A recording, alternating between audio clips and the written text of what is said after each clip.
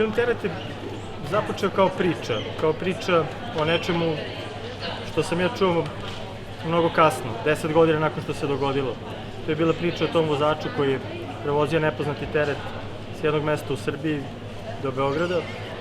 teret koji nije znao šta je, i zapravo je to u početku bio film o otkrivanju istine na tom putu sa njim.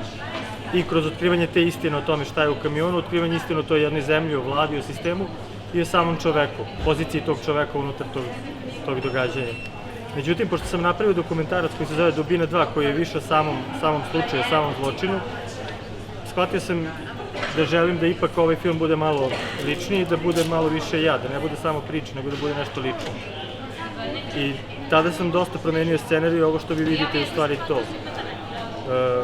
Ja se vrlo dobro sećam 99. godine, ja sam tada imao 14 godina, sećam se tog bombardovanja, sećam se straha pre bombardovanja na početku samog rata, sećam se paranoja među ljudima, ali sećam se i velike solidarnosti koja je vladala tada među ljudima. Kao što sam rekao, ja sam tada bio klinac i mi smo se samo trudili da, eto, neki naš bunt je bio to, da se ponašamo kao da se ništa ne dešava i da na neki teenage način se obračunamo sa tim NATO-om koji nas bombarduje. Otud mnoge scene u filmu, kao što su te paljene nekih vatre u određenom obliku i te sitne neke krađe i ta punk muzika koja se jednako dobro sećam kao je bombardovanje, jednako dobro se sećam, jednako mi je bitno bilo i zaljubljivanje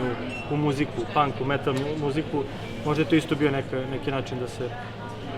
ne misli o stvarnosti i da se od nje pobegne, ali pre svega mislim da je možda bio priprema za bunt protiv buduće stvarnosti i budućih laži. Tako da je Teret eto nastao u sudaru tih sećanja i tih slika koje se sećam tog bombardovanja i onih slika i priča koje su bile zabranjene, sklonjene ne samo od mene nego od mog društva, koje sam saznao 10 godina kasnije, to su o zločinima tog sistema.